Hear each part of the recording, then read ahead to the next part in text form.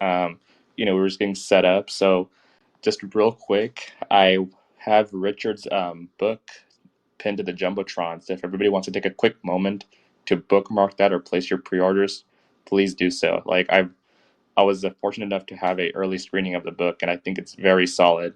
One thing that I really appreciate about Richard is that in the anti-woke sphere, there's a lot of good criticisms of wokeness, but Richard is actually offering some viable solutions that I think can help with that. So today, I'm having Liberty Cappy who help me with co-hosting. Our guest is Richard Hanania. The usual co-host Josie, the redheaded libertarian. She's a little sick, so if we can drop some kind words for her in the comments, that'll be great. Help her feel better. So, with that said, let's go ahead and get started. Richard, thank you for joining us. How are you doing today?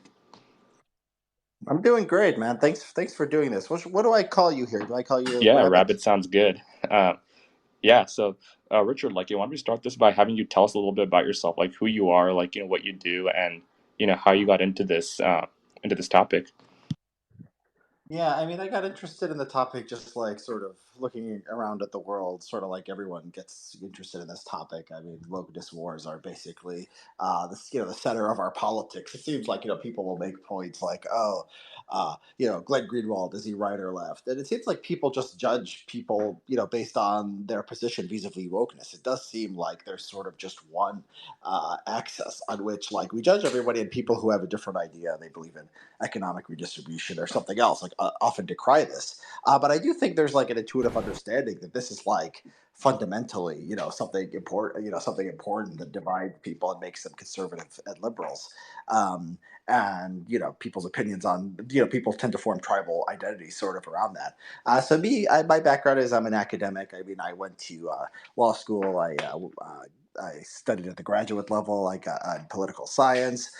So I think you see sort of the background of both fields within the book. And the ideas that are in the book, they've been floating around in my head, for a while, since I was in law school, really, where I just sort of, I took just classes in all kinds of things, contracts, property, but there was some in civil rights and some stuff that I would come across in the news. And I was just, surprised the extent to which the things people got mad about actually had a basis in law. And it's almost, people like, people who pay attention to politics or pay attention to discourse for a while, they don't, they get a sense of how things change. So if you've only been, on Twitter or paying attention to politics for a year or two, you might, you might not understand this. But like so could the idea that like wokeness has something to do with law is almost almost tried at this point, at least for highly informed people who are interested in these matters. um, and you see some stuff being done at the state level, but that wasn't always the case. And I think I had a essay in 2021. Chris Caldwell talked about the Civil Rights Act. He didn't really like give the details of like beyond the Civil Rights Act, what it was exactly that government did. And I think in 2021 was still the second most read article on my Substack. It's called "Woke Institutions is Just Civil Rights Law," and that went viral and it became popular because like it was about a topic that people cared about, and it gave answers of sort of where the stuff came from. And the book is an extended version of that. It goes deeper into the law. It deals with some topics that weren't covered in the article at all, like why haven't Republicans done anything? What are sort of the political prospects of doing something about wokeness? What exactly can you do? And even like sort of deeper things about how society changes, the influence of philosophers versus the influence of laws and institutions, and the incentive structure that groups like lawyers and bureaucrats and government officials face. Um, and so, yeah, that's the sort of the biographical and sort of intellectual journey behind the book. Yeah, absolutely. And that article you described, I strongly recommend everyone go to Richard's Substack and read it. It's a very good primer for the general thesis of the book, which is wokeness. It has origins in laws, right? And it didn't just come out of nowhere. And I think one thing that we can do to kind of help ground this discussion early on is kind of define wokeness, right? How do you define wokeness and like what it is? Yeah. So people love this. These discussions, they go through these phases. So there was like a phase where there was like like a week or 2 weeks or something, where like the media thought they had a gotcha for like every Republican and every conservative. They would all say they would say they're against wokeness, and they would say define wokeness, and you could always find somebody who like freezes and doesn't have a good answer, and so like there were a few of those people like that who like didn't really have a good answer, in some TV appearance or some interview, and then that became viral. Oh, nobody knows what wokeness is. It's just this stupid word that conservatives invented to like attack their enemies. It has no meaning, and they don't even know what they're talking about now. So I'm cognizant of that. The book was written before, and the original article was were written before this controversy. But as a good person with a background in social science and the law, I knew you have to define your terms. So I was I was inclined to define my terms anyway to make a rigorous argument, right? And so there's three things, and I think this is a pretty. I think it's a pretty neutral definition. I don't think I think if there's anyone on the left, I don't know if they I don't know if they would necessarily disagree with it. So the first one is disparities are caused by discrimination. Certain disparities. We don't care that Asians do better than whites. I mean, we do care that and Asians have a lower crime rate than whites. Maybe Asians having higher test scores is a problem when they're getting into college. But it's whites and non-whites, right? These disparities are they're caused by discrimination. That could be past present discrimination, or that could be present discrimination. And then you have basically that speech must be restricted in order to overcome that discrimination. So this is the speech codes. It's not just speech codes; it's speech codes specifically on these topics, and men versus women too. Same thing as the disparities in the same direction. Disparities where women are doing better than men, like I don't know, arrest rates or suicide rates. No one cares about those. And then and the third is a bureaucracy that basically enforces these rules. So like when Twitter X, when Elon Musk came aboard and fired, all the trust and safety people, or a lot of the trust and safety people, that really drove the media up the wall. And these people who are into identity politics and people we call woke. Same thing, universities. It's really funny when you sort of see these protesters on college campuses. It's not the 1960s where they demand like a socialist revolution. Now they demand more sensitivity training and hiring, African American studies professors and like all these other things that are sort of part of the machinery of censorship. So that's it. Disparities cause discrimination. Speech codes to deal with that fact, and then the bureaucracy to enforce all this. Yeah, I think that's a fairly good definition, and like it overlaps a lot with how I perceive wokeness as well. I think the one thing that you hit upon that sums up a lot of the woke arguments is that there's a conflation that every disparity must be driven by some form of discrimination. And I think, right now I want to circle back to the book itself. Like, so one of the central theses of your book is that wokeness has a few pillars in our law. Some of the recurring themes that we're focused on are affirmative action, disparate impact, harassment law, and Title IX. So for each of these, can we get a brief primer on those items? And if there's any that I missed, feel free to touch upon those as well. I mean, yeah. I mean, this book is like sort of like a simplification of the concept, but it's also sort of complicated. But I'm giving you like a lot of different pillars, but I'm like trying to explain a lot too. So like I think it's like a sort of a complicated theory, but it's a simple theory for what it's trying to explain because what it's trying to explain is so big, right? If that makes sense. And so yeah, I mean, there's a lot of things that government does, and it's the same. We've had these sort of debates since the late 1960s, early 1970s. So you have disparate impact. You have the idea that, and there's details about how these things are enforced and such. I go into them in the book. I don't have to necessarily go into them here. But there's disparate impact. The idea that there's something potentially illegal if you have a standard that whites meet at a greater rate than blacks, and that could be a criminal statute could have a disparate impact. It could be a test, and this is not like you're enforcing the law discriminatorily. It's just taken prima facie, right? If you have that disparity, there's some kind of discrimination, right? So there's a disparate impact standard where like you can't give a test to just hire the best people, despite the Civil Rights Act. Then putting in the Civil Rights Act that you actually can do that. It's pretty explicit, and the legislative history is clear on this. You have affirmative action in contracting. Vivek has brought this a little bit into the public discourse because me and him have had discussions about this. And the idea is that basically if you have a government contract that's like a third of the workforce, you you have to achieve numerical disparities. It's right in the Labor Department regulations. This is related to the disparate impact doctrine. But the idea is that basically, if you assume that any disparities in between races and sexes yeah, in different kinds of job categories as caused by discrimination, and you at least have to provide the government with a plan to overcome it. The government doesn't write the plan for you or give you the direct quotas or whatever. And one of the subtle arguments of the book is like, this is actually worse than just the government telling you what to do, because it makes you sort of like your own enforcer and your own self-censor, and you're the person who has to sort of keep track and be this anthropologist and sociologist and classify.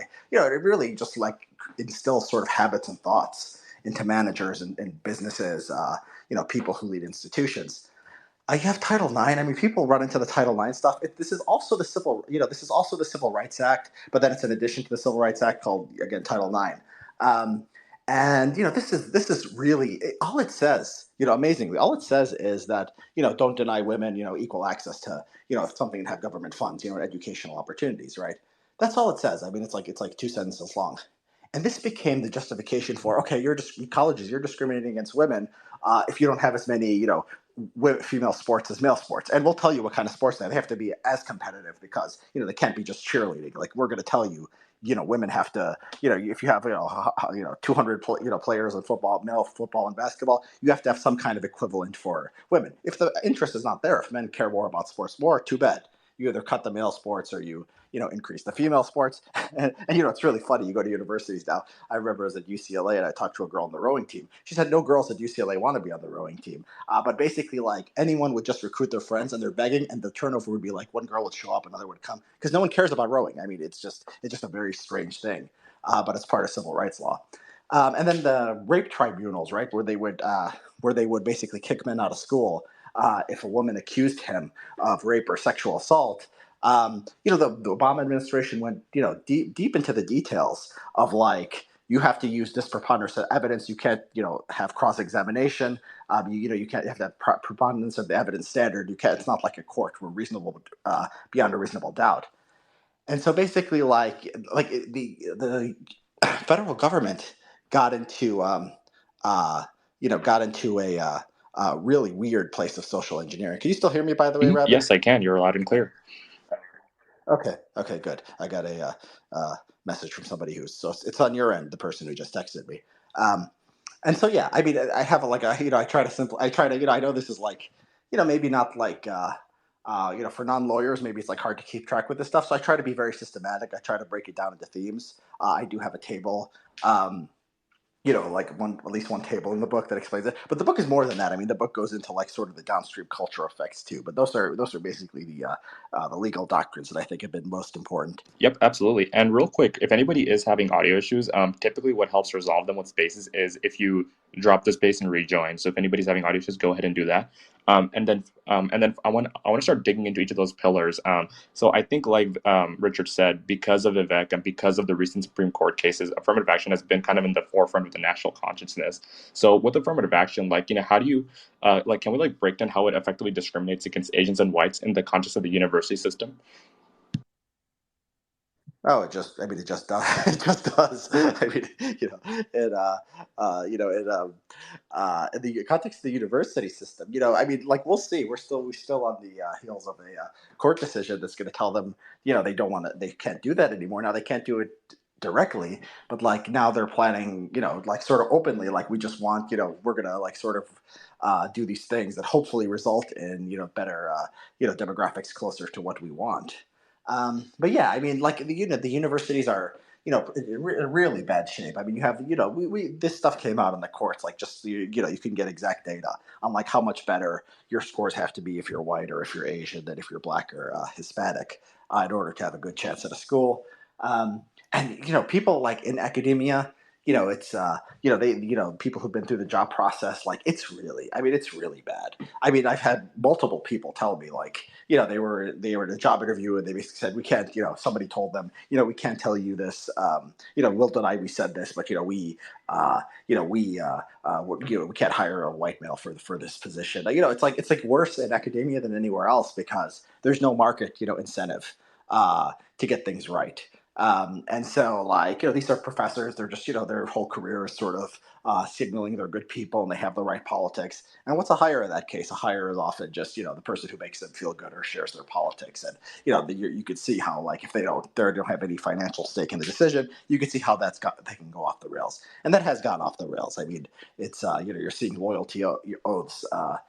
To diversity ideology, to diversity statements, particularly in California. I don't know if we're gonna fix that in particular because, like, I have some hopes for, like, federal courts and certain things in red states, of course. But I think parts of the universities, that's probably the toughest nut to crack.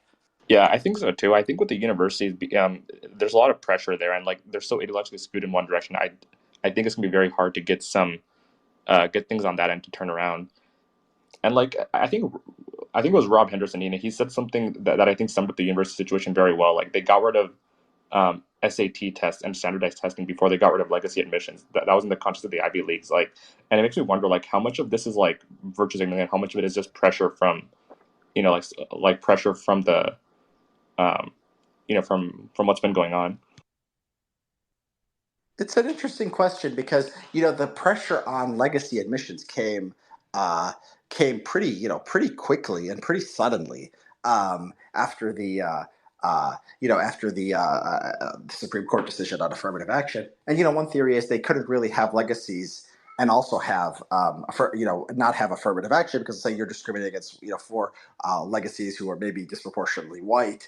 And so therefore, you have to have like sort of you sort of have a shield by discriminating in favor of minorities. Now, like some of the narrative around the legacy admissions, I don't think is very honest. I mean, like the New York Times had an article that basically showed that there's something for like affirmative action for the wealthy, and it's like there was none except for like the top 1% or something like that. It was like 99, the 98th percentile was like just as good as like the 20th percentile of income. So really, I mean, it seems like the discrimination here is not that great. I mean, I think there's actually, I'm not, hostile to legacy admissions. I think that like, first of all, these are private institutions. My inclination is like libertarianism. So like, if we could have like a system where anyone can do whatever they want if they're private institutions, that would be sort of ideal for me. But there is a sort of institutional interest in like maybe having families identify with the school or whatever.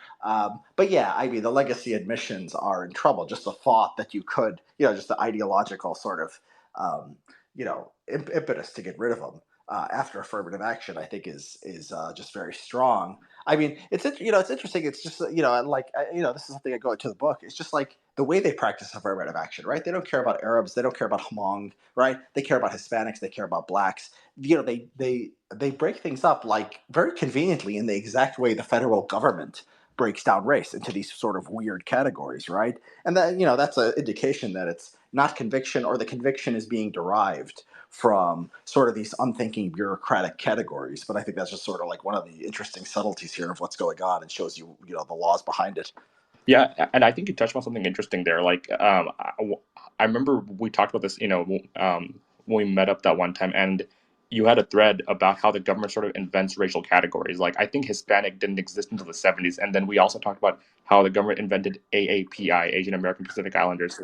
Yeah, the first, not, yeah, the depends on where you're looking. The government, the Census Bureau, did not have a Hispanic question until 1980, and it was very controversial.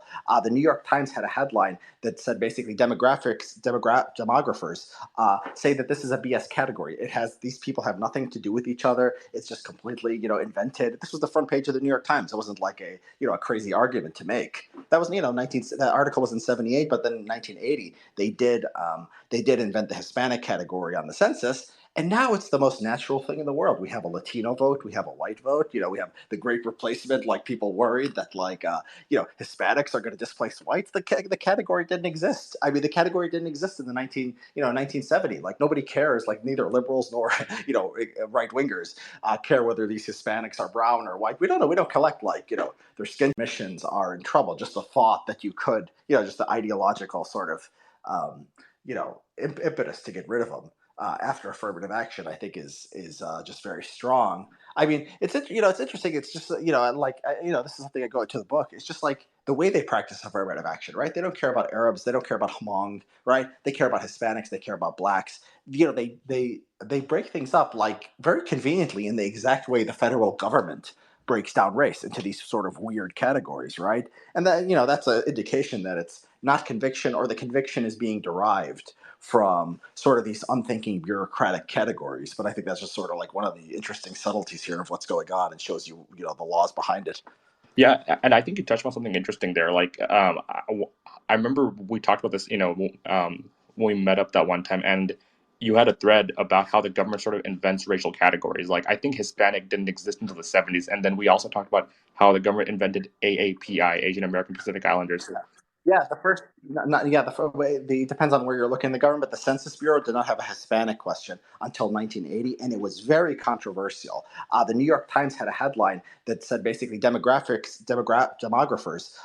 say that this is a BS category. It has these people have nothing to do with each other. It's just completely invented. This was the front page of the New York Times. It wasn't like a crazy argument to make. That was 19. That article was in 78, but then in 1980 they did invent the Hispanic category on the census.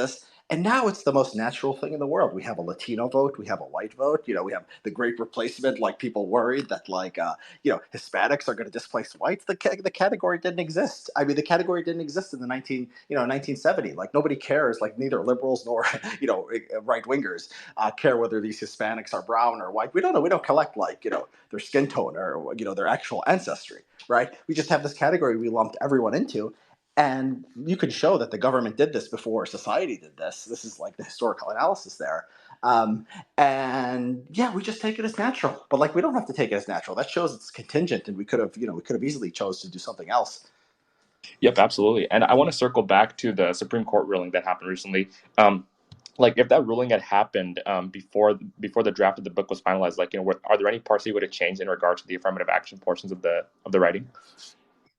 Yeah. So when I wrote the book, I knew that this decision was going to come around the time that the book was going to be published. So I have like several sentences in there where it's like SFFA be harbor before the court. This part, might not hold by the time the book is out. And we knew it was coming in the summer, and we knew my book was coming out after, so we knew it was gonna not be able to incorporate it. But it wouldn't have changed the historical story here, because so much of the book is history and about what people should be doing. So one of the things I recommend is you know Supreme Court ruling against affirmative action. Obviously, check. That's one thing that's down. Um, but yeah, it's it doesn't change the main story, and it's an interesting sociological experiment. I think right when it came down, and this I think sort of supported the thesis of my book. The narrative changed right when the decision came down. People said this wouldn't matter. They'll just whatever. They'll just wink and nod and still discriminate based on race. But then you see story after story, and my friend Aaron Sabarium, who's a reporter on this stuff, just like break story after story about these universities doing this or universities doing that. Some of them are adjusting and trying to sort of get around the system. Some of them are getting rid of. Uh, racial preferences, and getting rid of programs, and and in some cases there's been sort of a synergy between the state level laws that have been passed and the court decisions. So in Texas, they're closing the DEI offices. I mean, like they're taking down the statues of Stalin. I mean, I think these people are just getting uh, the people are just getting sort of reshuffled. But it's pretty powerful to close down the office. And like, one university got rid of the LGBTQ center. They're just like just to be safe, like that's like close enough to a DEI office that maybe we don't need that. And I think corporations, like when you trade, universities are the hardest place to change, because they're people without a market incentive to do the right thing, and they're just sort of ideologically crazy anyway, and they're filled with these crazy students and crazy faculties. I think when you change the law for business, I think business is the woke capital. I mean, I've always said this is a paper tiger. People thought these were zombies. They're just walking around. They all genuinely believe in BLM and LGBTQ, and the market doesn't even matter. Like they'll sacrifice their business or whatever. I mean, you see these articles now. I think that Elon Musk buying X had a big thing to do with this, and there's been some articles on this too. But I think it's still the profit motive is still strong, and I think that like you change the laws, you change the incentives, you change things like who's able to organize on Twitter and whether people are able to organize, and you're gonna see major changes. So yeah, I mean this is all contingent, right? Like I mean the Democrats could win in 24. A few Supreme Court justices could die. They could have the Senate. They could stack the judiciary, and we can go right back to square one. And so it is contingent on sort of political events. But yeah, I mean, I just want people to know it could go in either direction. Yep. And then you kind of like touched on like can we like discuss the executive orders at the federal level that kind of enforce the affirmative action quotas in contracting? Because I think there's been a lot of focus on ESG and like these and BlackRock and Vanguard, like the incentives that they create. But I also want to give everyone some insight into those EOs, because it seems like they're more far reaching than people might be led to believe at first sight. Yeah, I mean, so yeah, I talked about it, a little bit before. So it was EO 11246. Vivek, to his credit, has promised to repeal it or modify it his first day in office. Yeah, this one just says, as Johnson says, every government contractor and their subcontractor will practice affirmative action, and this is for their entire workforce. If you're Walmart and you have like a little contract, you have to do it for every Walmart store everywhere. I mean, it's really a very sweeping thing. That's how you end up like 25-30% of the workforce. It actually didn't like it was the way it was interpreted during the Johnson administration. It was pretty much it wasn't doing all that much. It really took off during the Nixon administration, where they started. So there was something called the Philadelphia Plan, where Nixon was going after the construction industry. He was trying to divide organized labor and the civil rights movement. So the organized labor guys, they didn't want quotas because they were like all these white construction guys who passed on their jobs to their sons. But then there was like the black civil rights workers, and Nixon wanted to divide them by pushing affirmative action onto it. And then sort of perhaps without Nixon knowing, it seems like he might not have known this. His labor department extended it to all federal contractors, not just construction, which is what he was targeting, and he was targeting the labor unions. And so this became the law. Reagan tried to do something about it. He got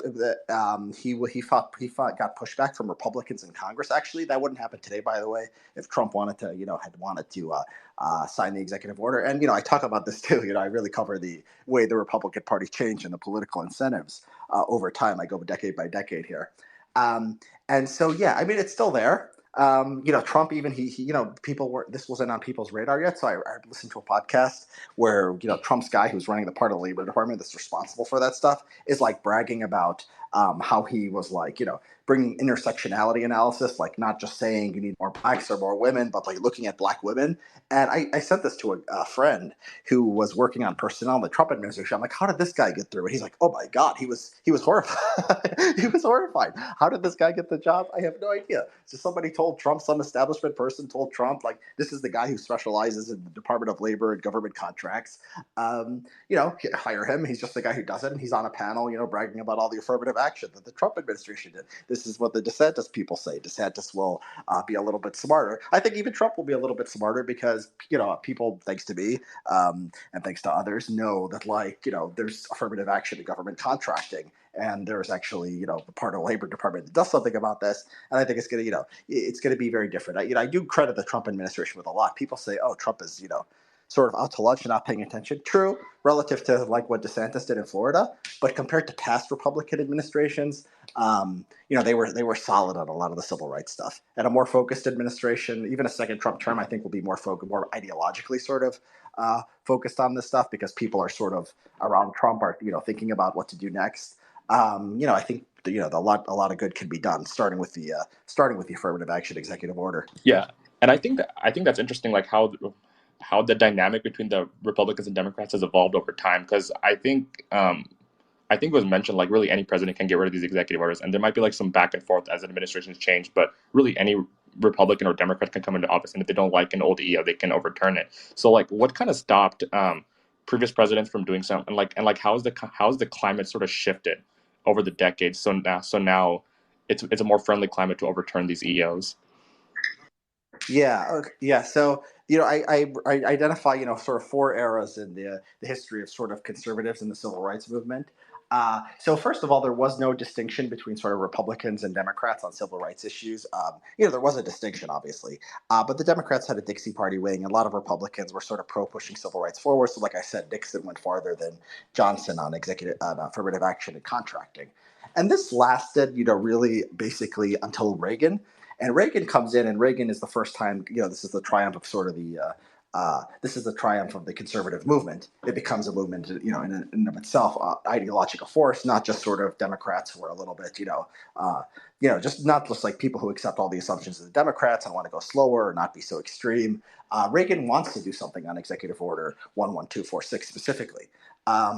Republicans in Congress get beaten up over it. And another thing was the Supreme Court was starting to do stuff too. So there was a case called Grove City College that actually stripped the ability of this Title IX stuff that would come decades later. Like it would have preempted all of that. But then Congress tried to go back and like put in the Title VI/Title IX regime, and then Reagan vetoed it, and they overcame his veto. So Reagan was threatened on this executive. So you had this divided where you had this sort of moderates versus conservatives fight, and eventually, Reagan figured out he couldn't do it. George H.W. Bush actually expands. He has something called the Civil Rights Act of 1991, which is a horrible law, which I talk about for several reasons. But then you have and this is a bigger story. This is not just affirmative action or civil rights law. You have this, polarization where the Republican Party becomes more right wing on every issue. Right? There used to be gun control Republicans. There used to be pro-choice Republicans. There used to be Republicans who favored higher taxes. All that's gone. I mean, the movement, not on every issue, but a lot of issues, the party becomes more homogenous. Same thing happens on the Democratic side too. But by then, now we're in the late, 2010s Tea Party. Everyone's forgotten, right? Everyone's forgotten the battles of the Reagan days, what Nixon did, what Johnson was doing, and people just forgot. So this is why, the pushback Reagan got from Congress, that wouldn't happen with the Republican Party. Republican Party thing when Trump got rid, they had that when he saw Rufo on Tucker, and then signed that executive order to get rid of critical race theory training in the federal government. There was no push, of course, no Republican pushback on that. Like if that happened in the 1980s, they would have all been joining up with the Democrats to the downside. But there's been, we talk about rhinos and real conservatives. It's no, there's been real sorting. Almost nobody is a rhino. Like Liz Cheney is is not a rhino by the standards of previous decades. And so, yeah, I mean, the time really is ripe to do something about this, and I think that, if we have a Republican president, things will happen. Yeah, I think so too. I mean, like we're seeing Vivek run for president, and one of his big things is the executive order for affirmative action, right? Like he wants to overturn it. So now these conversations are being had at the national level again. And I want to start pivoting into disparate impact because I think that's like a really fuzzy concept for many people because we've heard a lot about affirmative action because of the Supreme Court cases. So before digging into disparate impact, I think we should first establish the distinction between discrimination and disparities. Like, how do you sort of distinguish those two concepts? So what everyone thought they were banning with the Civil Rights Act of '64 was discrimination and the intentional discrimination. Right? I don't want black people to work for me, or I don't want women to work for me, and I don't want whites to work for me. And they were very clear that it would protect whites too. Um, and so that's that's disparate treatment. It's hard to find a lot of that in the real world, even like secret, right? And so almost immediately the civil rights regime switched to disparate impact, which was the idea that and it sounds so crazy that it's hard to believe. And then you sort of when you sort of internalize it, you see sort of the tyrannical implications of it, right? Any measure that where whites do better than blacks. And this is not just people think about standardized tests or tests for employment. It's anything like the EEOC, the Google Employment Opportunity Commission, has gone after places for they've done stuff like not hiring criminals because it has a disparate impact. Like a policy for tardiness. Like in theory, you can have things that have disparate impact, but the burden becomes on you to show that there's a business necessity, and that's a big pain.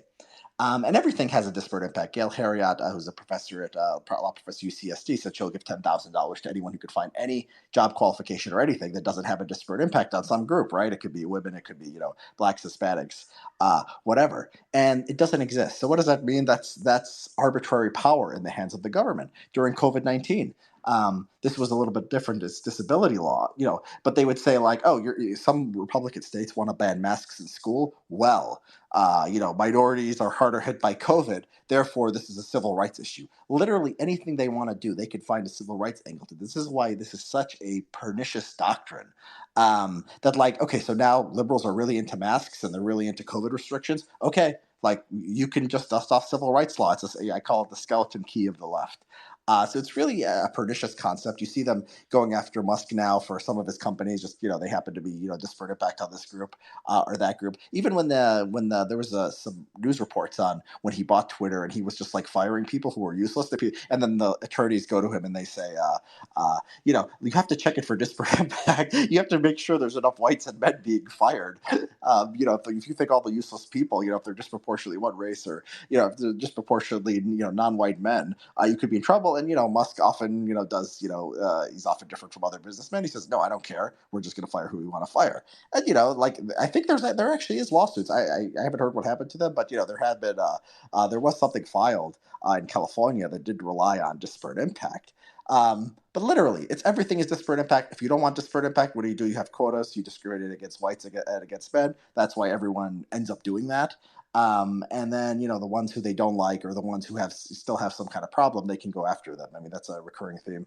Yeah, I think with disparate impact, it's such a broad concept. Like, I mean, you already said it. Everything has disparate impact. Like, just like even the space has disparate impact because like there's always gonna be trade offs, right, between things.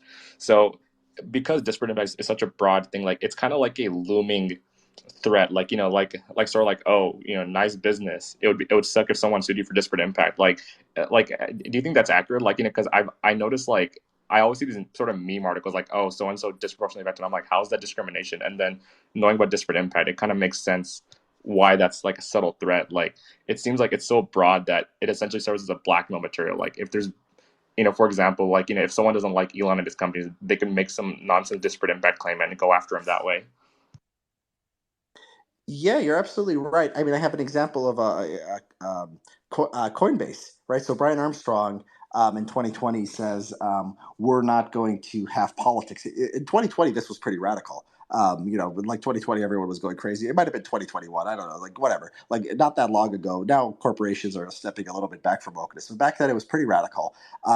And all these appearances, all these articles start appearing in like the New York Times and these other I think basically the New York Times, maybe not other outlets, saying that some minorities and women feel mistreated. Somebody leaks like their pay data, and the pay data is not controlled for anything, right? It's they say I forget. I think it was women. I don't think it was minorities, but it was women who were making less than men, not controlled for anything. And like the New York Times put together these charts, and you could tell that Brian Armstrong at Coinbase can tell people he doesn't care about wokeness. He wants to treat people as individuals, but the New York Times is basically putting up a siren and flares and pointing to his business and saying investigate this. There's something to investigate here. And I don't think they actually did end up facing an investigation. I mean, we're lucky, sort of the civil rights. There's not that many civil rights bureaucrats. A lot of it is outsourced to lawyers who are just looking for the target. But there's also the economy. One hope is like the economy grows and there's only a fine. The number of lawyers doesn't grow in tandem, and the number of government bureaucrats doesn't grow in tandem. So it's like they can't get everything. They can only get a fraction of stuff, but they tend to go for the big fish. I mean, there was a report showing 99% of Fortune 500 companies had like settled a civil rights case in the last how many years. And so, like, yeah, they go with the ones with the deepest pockets. These are the institutions with with the most influence, so they can shape the culture. They're the ones who sort of set the best practices, the standards for their industry.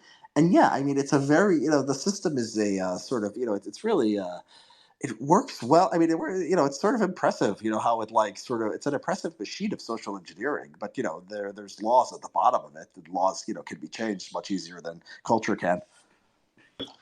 And with disparate impact, like it kind of goes against the vision of the original Civil Rights Act, right? Like I think, is it fair to say like part of the issue is that discrimination wasn't defined explicitly enough in the 1964 Act? Well, I mean, words are words. You're right. It wasn't defined explicitly, but we do have a legislative history, and we could see what people were saying. And I dig up quotes, where Hubert Humphrey says, "I'll eat the bill if it's ever going to lead to quotas." Right? Show me where there's quotas in the bill, I'll eat the bill. There's other ones where there's senators saying, you set the standards whatever you want. This is not about testing or trying to lower standards. Even if everyone is white, even if they because of reasons of education or background, all your employees are white.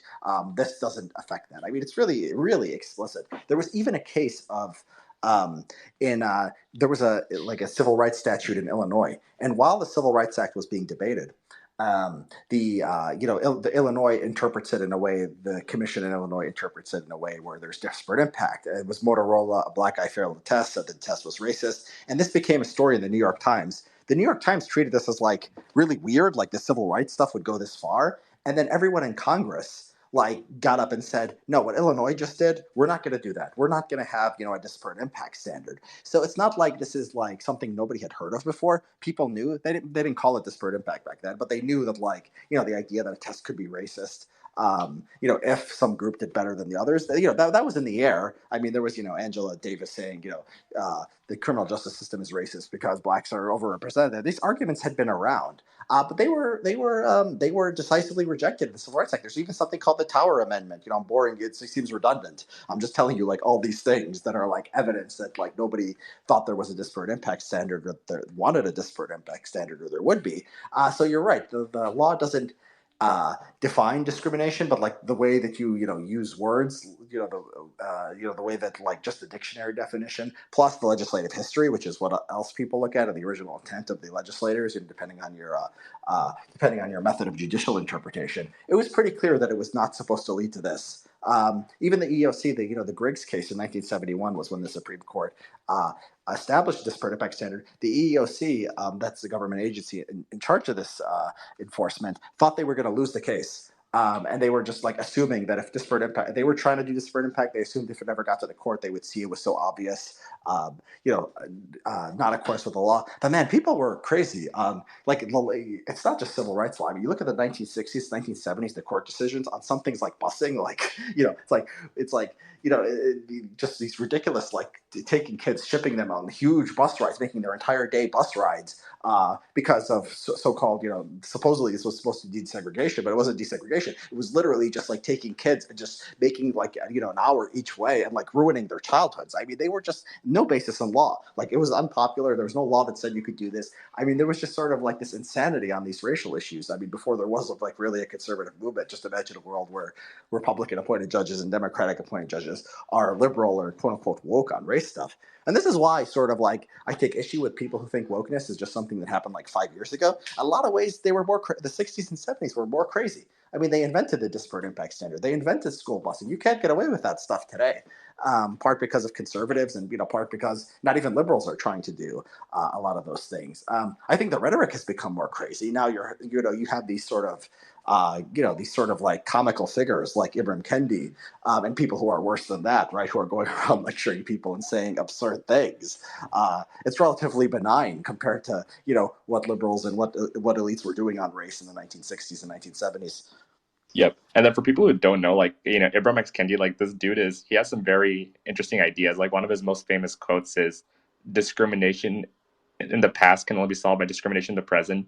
Discrimination in the present can be solved by discrimination in the future. Like, I'm not even exaggerating. That's like a literal quote from his book. So, what people think is anti-racism, it's just like an endless cycle. Like, Can the invented time travel? What is it? Discrimination in the present can solve discrimination in the, or what is yeah, it? he said discrimination in the present can only be solved by discrimination in the future. So, like, I mean, it's because like I mean, I'll call him a grifter. Like, it's because these grifters, they're only going to be relevant as long as discrimination and racism is a thing, right? So, I mean, the way I see it, Kenji's trying to create an endless cycle, so he can stay relevant. I mean, even like right now, his anti-racist center is falling apart. I think Rufo shared a screenshot from an article earlier yesterday or today. Yep. In regards to let's see. And like in regards to disparate impact, like I think you kind of touched on Grigsby Duke. Like, can we talk about the can of worms that is IQ testing? Like, how accurate it is, why employers used to use it, and what happened during Grigsby Duke. Yeah, I mean, so I think some people can make too much of IQ tests. They do predict things. They do predict how well you do at just pretty much every job ever measured. Now, a lot of this has been outsourced to the universities, right? So the universities give you an IQ test, which is, the SAT, pretty much what it is. And uh, a lot of the graduate uh, examinations, like particularly the LSAT, which is, not based on any like actual knowledge. That's how you, become a lawyer in this country.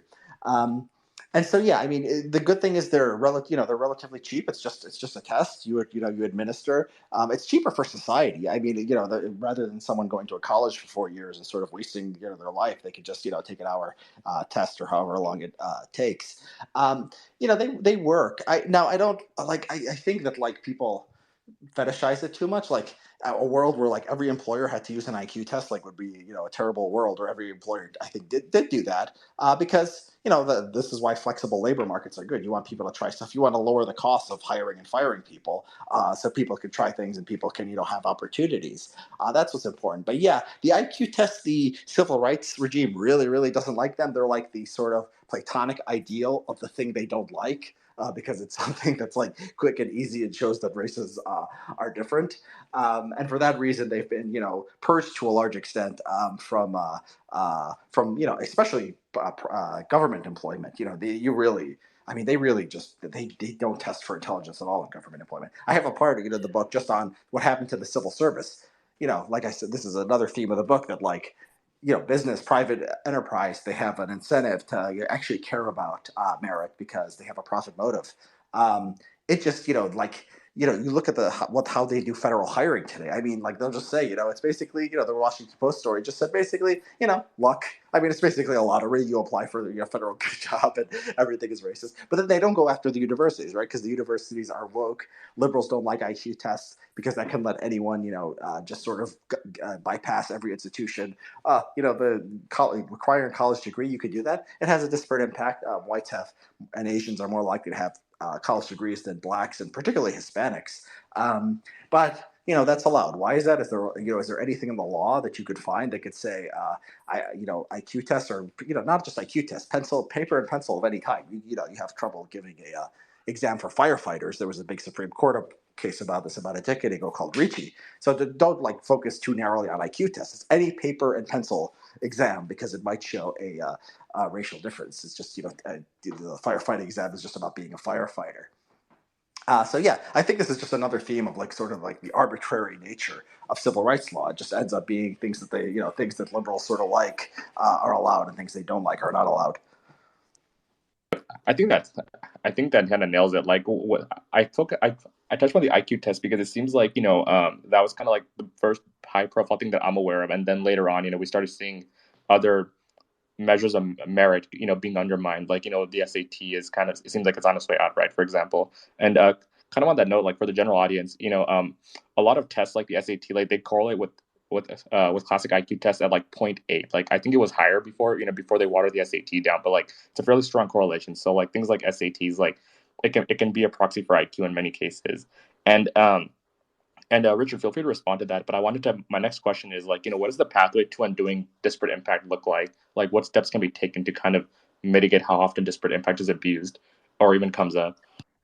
Supreme Court saying that disparate impact is not consistent with the Civil Rights Act of 1964. I mean, that's really what you need.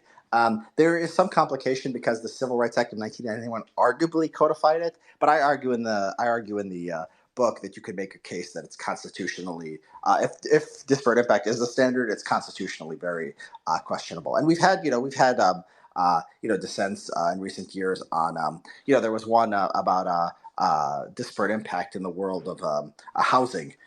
It was the and the Thomas said basically, I'm just writing this dissent to say the entire disparate impact regime is based on House of Sand. So Thomas was ready to just take apart the entire disparate impact regime. You could do it through government, through like the federal government can stop interpreting things through disparate impact. There was a this is one of my funniest things. There was a story in the Washington Post that the Trump administration is through the Justice Department, Bill Barr was going to get rid of disparate impact as a standard that the Justice Department used, and that would sort of have ripple effects throughout the government. This was a Washington Post story. The date on the story was January 5th, 2021. right? And so, like, that's pretty late in the game, right? The next day is January 6th. Trump is, gone within a few weeks. What a time to start on that. Next administration hopefully will be starting on that, in day one, not like the day before, the certification of the next president coming in. And so, yeah, I mean, it's a pretty, I mean, it's pretty straightforward. It's not like these are things that have like, if I go to the Federalist Society, and I have gone talk to people in the Federalist Society, or at the Federal Society headquarters, or like law students, it's not like I'm telling them radical things that like they think is a crazy interpretation of the law. This is conservative jurisprudence. I mean, you had Kennedy, and you haven't had a conservative Supreme Court for that long. But like anybody who's getting appointed to the Supreme Court by a Republican judge today is going to rule on the right way on these things. The practical thing is getting sort of activists and lawyers and people like writing law review articles that explain this and like say like exactly what you need to do, and then people filing the right lawsuits and being strategic. The sort of how sort of legal change is made. There was a book called by Steve Tellis called "The Rise of the Conservative Legal Movement." It's actually a fascinating story. Well, fascinating to like nerds, law nerds. But it's very interesting like how like this stuff happens. It's a political and sort of social process as much as it is a legal process. Absolutely. And I want to start pivoting over to harassment law. So if I remember correctly, like harassment, like sort of like what became harassment law, it wasn't part of the original scope of the Civil Rights Act, right? Like it kind of sprang out because there was a troll amendment proposed because nobody thought it was going to get passed, which sort of added sex as a protected class. Like, can we kind of get into how harassment law started? Yeah, so nobody's thinking about Civil Rights Act. Everyone wants to do something about Black people in the South, um, and nobody's thinking about discrimination against women at the time of the Civil Rights. I mean, some people were thinking about it, but that wasn't what the law was trying to do. So there's this Southern segregationist who wants to kill the bill from Virginia, and he puts in a bill that says, okay, race, and you can't discriminate against sex. Now, people thought this was sort of insane, like not discriminate against, based on sex. Like America and society in 1964 did not think that that was reasonable. I mean, feminism really didn't really start until a couple of years later. And so, yeah, this was sort of, this was sort of laughed at. Like there was, congressmen making jokes, sort of trolling on the House floor. But it actually passes, and some people did actually, vote for it in good faith. And so, at the beginning, the EEOC doesn't even pay attention to this. They say this is, we're not going to even enforce this because all we care about is, helping Black people. That's what this, whole civil rights thing was supposed to be about. Um, and then eventually it becomes okay. You can't discriminate against women. Just basically, you can't say like this is a man's job and this is a woman's job. Before this, like there was you'd pick up a newspaper and that's how people got jobs. And there would be like a man section and a woman section. They'd say like a man looking to do this and a woman looking to do this. Like the government, like didn't allow that anymore. And then it doesn't become really until the 1980s where it's like sexual harassment, like how you treat a female employee, right? Because it's not obvious that that's like under the definition of like not discriminating against women. Look, if you just hit on a woman, and even if like you're aggressive about it, the idea was like that wasn't something that federal law, the woman can quit the job. That's not something federal law was doing. That's not discrimination against women. That's just like trying to hit on one woman, right? And that not working out for you or her not liking it. But then the courts, they start to change that. They start first by saying, okay, you can't have quid pro quo. The boss can't say, oh, have sex with me, or you're not going to be fired. So that's like seen as discrimination against women.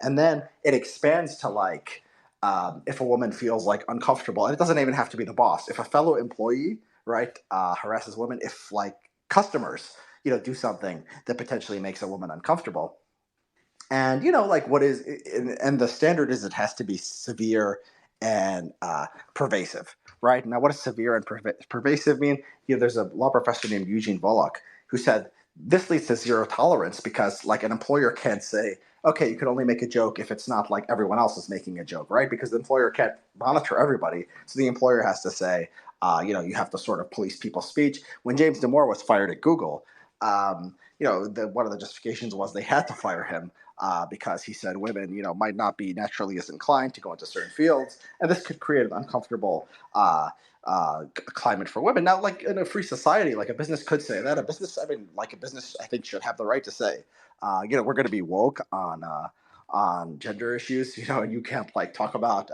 that, sex differences between men and women. Like I'm fine with businesses being able to do that, but that becomes the required standard. You have sort of this intellectual ideas that become like enforced upon the entirety of the private sector. And this is just the influence of civil rights law. Hmm. And what was crazy to me is how quickly the number of HR staff sort of skyrocketed after these things became like more structured, right? And like I think because like before this stuff, like there were HR wasn't a major profession. Like I think it was like what under 1% of the sorry, it was like it wasn't even 1% of the workforce, and now it's like 1%. Is that the correct stat? Yeah, let me find it in my book. Yeah, I have a very nice chart on this, which shows just the growth of HR over time. Let me see here. Yeah, so it becomes like I think it's now like 1 or 2% of the workforce. It doesn't start out 1 or 2%. It gets there, but you can see the numbers. The numbers go up, and basically the job doesn't exist in the 1950s. Um, and then it becomes like it's multiple multiplies by like an order of magnitude. And Goldwater, when voting against Civil Rights Act, said that this is going to set up a system where there's going to be neighbor informing on neighbor, businessman on businessman, and I say he was right. But the government outsourced it to the private sector, which is what they did with a lot of the civil rights stuff. You had to have sort of an HR department just to manage people's like how they date and how they interact with each other and like how one race deals with the other. Yeah, hey, I got the. It's like 1.5% of women are now in HR of the workforce, and before 1970, it was like less than 0.2%, right? And then the entire workforce, men and women, it goes from like less than 0.2% of the workforce to like 1% of the workforce, right? So the 1% of the workforce is managing the rest of the workforce. This is all jobs. 1% doesn't sound a lot, but like a lot, but obviously when you're talking about all jobs in the country, that is a big deal. And so yeah, I mean this was a creation of the civil rights regime. Sometimes it was more explicit, like like Title IX during the Obama years. They just told like universities what they had to like who they had to hire. You need more Title IX coordinators, and they went and did that. And the universities became worst of all. But it's not. There's sociologists who I cite who say this, who say that HR was basically created by civil rights law.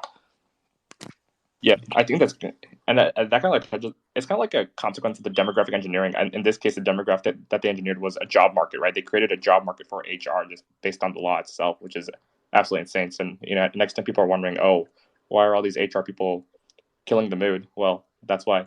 And then with like I think one thing that some of us have noticed, especially during 2020, is that there were people getting like fired for off the clock statements. Like someone would say like, yeah, I think BLM is silly for X, Y, and Z reasons. Like they would make a Facebook post, and then the next day they would get an email from their job saying, oh, you have been fired for being anti BLM. So like, is it fair to link that to harassment law or some of the things that we've discussed so far, or would that be like a separate phenomenon? Yeah, I mean it's all related, and sometimes this stuff ebbs and flows within the cultural context, right? So yeah, 2020 was crazy, and it went beyond what civil rights law required. I think the way to understand it is sort of there's this like this permanent bureaucracy of HR people, and then DEI, which is a spin-off of HR, particularly universities and government. And then they're sort of there to be activated, and like when country goes crazy, like they did in the summer of Floyd in 2020. Those people are there and able to sort of shift shift push things in their preferred direction, and it gets crazier and crazier. It's sort of like when and then like when things calm down, like 2 years later, they say, wait a minute, why did we need all these DEI officers? There's a story in the Wall Street Journal a month or two ago about how the DEI industry, it's a bust. Like eventually they realize maybe we don't need these people. It's sort of like an arms race too, because like you don't want to be the one corporation that's doing less than everyone else. So there's a way that it just sort of it's always the pressure is always there. There's sort of it's sort of like an invisible hand pushing you in sort of the woke direction. Um, but yeah, I mean, a way to understand this is there's like this background sort of structure of incentives, and then like the cultural shifts, like something happens, like the Floyd killing, and then it goes in, it just goes haywire. That makes sense. And I think cases like that, they kind of show the real trade-off that exists between laws like these and some other things that people value, like our First Amendment free speech rights. Like, can we talk more about some of those trade-offs, like how some of these laws undermine other rights in the Constitution that Americans might hold dear? Yeah, I mean, the way you look at it, I mean, there are, there are almost there are. It's hard to think of a right that has not been threatened by civil rights, right? I mean, free speech. We talked about harassment. We talked about James Damore, right? Just freedom of association, right? Like, just you want to be able to, hang out with the people you want to hang out. Freedom of religion. This is always fought. They're always, the leftist legal scholars, whatever, are always trying to apply civil rights. There's debates. What is a religious institution that's therefore protected, and which is like close to a religion, but like, or what is a secular business, and like when can you force people to do things that go against their faith? um, I have this list of like things that Eugene Volokh, the UCLA law professor, says that have been considered potential violations of civil rights law, right? So you like using the word "men working" on a sign could be like harassment potentially, right? Draftsmen using foremen, even the EEOC when it gives like its guidance, it has like you can go to their webpage right now and you could see that they say jokes like when in doubt keep it out of the workforce. Like there's a federal government agency telling regulating your jokes, telling you which ones you can make and which ones you can't. And they're saying take a basically a zero tolerance policy, and so it's not really separable. I mean, like, people are sometimes they're confused. They're like, oh, libertarians. This is like non-libertarian, right? To want to go after civil rights law, and like, there's people who believe in the old Reagan conservative. I just told you about Reagan and like how he wasn't like one of these people who wanted to roll over to the left on these issues. He was very right wing even by today's standards on this stuff. Um, but yeah, I mean, this is part of a broader project to just sort of bring more freedom to people and restore their rights that have been taken away over the last 50, 60 years. Yep, I think you hit upon that fairly well. And like, what if anything can be done to make harassment law less invasive and more reasonable? And if that's not possible, like, how do we roll back some of these excesses so it's not invading on our other rights? Yeah, I mean, like, the legal sort of the sort of there's always like boundary cases, right? The law is always moving in one direction or the other. So people who are interested in sort of the sort of nuances of harassment law can go into it. I think the government could, this happens. Like the Republican, when Republicans came into office, they got rid of the Title IX kangaroo courts, which was behind a lot of the basis for the broad definition of harassment and assault that universities were using. So some of this stuff now just changes. Like when a Republican administration comes in, they do one thing, and a Democratic administration comes in, they do another thing for the last, at least since Obama. There was differences between Clinton and Bush too, but they were more settled now with the general polarization. It's a more of a large shift depending on which party is in power. And so, yeah, there's always sort of on the edge cases. One thing you want to do overall is sort of thinking about the practicality, not just like thinking in terms of like what the law says or what a court decision says. One thing you want to do is sort of make this area of law less profitable because there's just so many lawyers, and they're going where the profits are and where they can have the biggest impact and where they can make the most money. And everything that makes a civil rights case of this kind harder to win or harder to establish standing, or like limits the monetary incentives. And then I talk about some of the details here in the book. Anything in those terms is worth doing. Sorry, I was muted. So real quick, everyone, I wanted to direct everyone to the Jumbotron. So I pinned two tweets linking to Richard's book that's coming out. It will be released soon. So if everybody wants to take a quick second and pre-order, that would be greatly appreciated. And please give Richard a follow. He is up on the stage right now. Oh, thank you So so much. Yeah, it's not just through Tuesday, so you'll get it, the day after tomorrow. If you order the Kindle Audible, you'll get it, in like not much longer than 24 hours from now. And then the book, I think they ship the book when it comes out. I don't know if you will pre-order. Does the book arrive on that day? I don't know, but you'll get it, Amazon within 2 days if you order the hard copy. yeah, something like that. I'm sure it'll be there within the week, give or take. And and I can vouch for this book, guys. Like I've been talking about wokeness for the better part of the last year since I became active on X, and a lot of people like they just complain about wokeness, and there's very little solutions being offered. And Richard does dive into this as you've heard him during this conversation. So last but not least, I want to talk spend some time talking about Title IX, give it some dedicated airtime. So you in the book, like you kind of describe it as regulating the private romantic and sex lives of students and athletes. So can we like discuss what that means and what you meant with that statement? Yeah, I mean, so Title IX, and this was worse under the Obama administration. Um, but they sit there and they tell people, how you can basically help. And what conditions you can have sex, right? It becomes like consent, and this is the standard that universities had to adopt, which is beyond what any state adopted. Which is like you have to consent every step of the way. I mean, I don't think anybody's sex life ever worked like this. I mean, it was always sort of it was always sort of in theory, but like, men's lives were destroyed over this. And I don't know if you're old enough to remember this, but I remember the Obama administration. I mean, I had friends of friends. It was like so common for like a man to just have like a drunk one night stand. And often, like the women won't even remember what happened. I mean, there were some crazy stories, or like the women will say she like initiated it, but because she was drunk and she's a woman and she didn't like it later. I mean, the details of these are just absolutely shocking. And they regulate. I say that one part of the book I say the government regulates sports and sexuality. It's just very very sort of weird thing. So like Title IX, like some schools go, okay, we have cheerleading. That's those are female athletes. They'll say cheerleading. That's too feminine. The girls, they don't say the exact word, but the girl, it has to be more competitive. You have to make them like sports like men like. Well, what do women like? Okay, rowing, I guess, works. Volleyball works. People like watching women's volleyball for obvious reasons. I think women's volleyball just broke a record in Nebraska or something for like indoor events. So people like women's volleyball, but that's something they go to, right? But there's just not a lot of women who want to do these kind of male sports, or at least not as many as men. Right, but like no, it becomes, and oh yeah, by the way, this is not just colleges, this is high schools too. I mean, there was a Seventh Circuit court where they where I tweeted about it. It's in the book where they said it's potentially against Title IX to schedule the boys' basketball game on Friday and the girls' basketball game on Wednesday because the boy will have a bigger crowd, and this is discrimination against Title IX.